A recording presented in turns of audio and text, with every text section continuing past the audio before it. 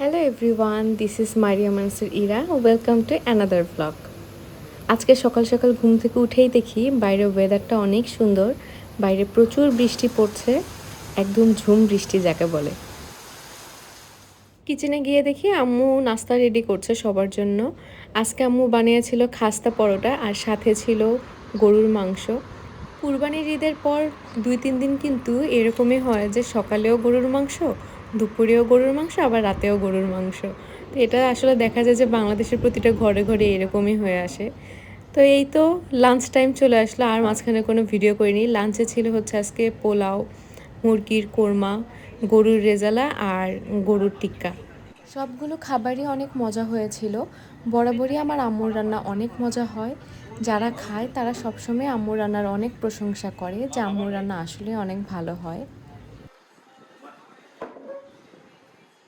এত মজার মজার খাবার খেয়ে তার উপর এত সুন্দর একটা ওয়েদারে দুপুরবেলা আসলে খাওয়ার পর ঘুম এসে গিয়েছিলাম। ঘুম থেকে উঠেই দেখি আম্মু জাম নিয়ে এসেছে, জাম মাখা খাবে।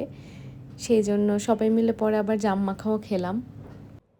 আমরা সাধারণত দেখা যায় জাম মাখাটা খালি জাম, একটু লবণ অথবা বিট লবণ আর কাঁচামরিচ দিয়েই মাখি। এভাবে খেতে আমাদের কাছে বেশি ভালো লাগে। দেন বিকালবেলা মনে হলো একটু বের হব, একটু বাইরে থেকে ঘুরে আসলে ভালো লাগবে। সেই জন্য আমি এই ড্রেসটা বের করেছি। এটা ছিল একদম কটনের মধ্যে সিম্পল একটা ড্রেস, সাথে ম্যাচিং করে আমি অর্নামেন্টস, পার্স আর জুতাটা নিয়েছি। জুতাটা নিয়েছি অ্যাপেক্স থেকে, আর ড্রেসটা নিয়েছি একটা অনলাইন পেজ থেকে। ড্রেস দেখা যায় ম্যাক্সিমাম টাইমে আমি অনলাইন পেজ থেকেই নিয়ে থাকি, বাট এই ড্রেসটা অনেক কমফোর্টেবল ছিল এবং কোয়ালিটিও অনেক ভালো ছিল। বের হতে না হতেই দেখি আবার বৃষ্টি হওয়ার পসিবিলিটি। সেই জন্য ভাবলাম যে আজকে আর কোথাও যাব না। সংসদ ভবনের সামনে একটু কিছুক্ষণ দাঁড়ালাম। ওয়েদারটা এত ভালো লাগছিল, অনেক সুন্দর ছিল আজকের ওয়েদারটা।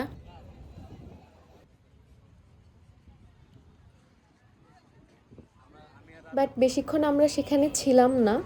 ব্যাক করার টাইমে দেখি ওয়েডিং ফটোশ্যুট চলছে 2টা কাপলের।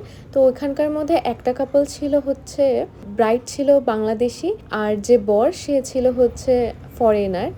আর তার কিছুক্ষণের মধ্যেই বৃষ্টি নেমে যায়, আমরা তাড়াতাড়ি করে ব্যাক করি।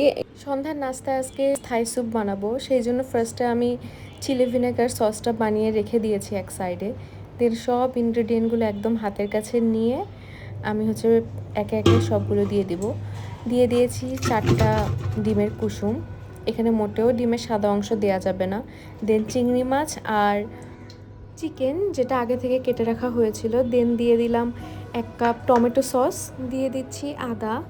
আমার কাছে যেটা থাই জিঞ্জার সেটা ছিল না, সেই জন্য আমি নর্মাল যে আদাটা ইউজ করা হয় বাসায় সেটাই দিয়েছি।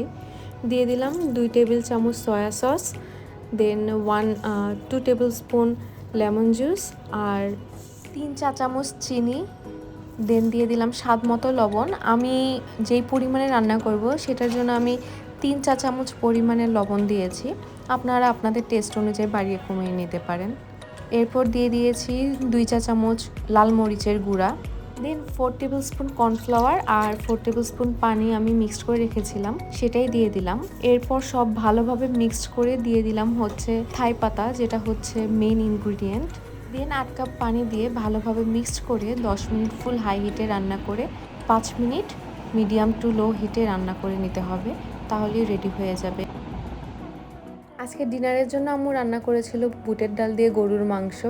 দেন ছিল গরুর মাংসের কালা ভুনা আর মুরগির মাংস ভুনা, সাথে ছিল সাদা ভাত। পারফেক্ট একটা ডিনার ছিল।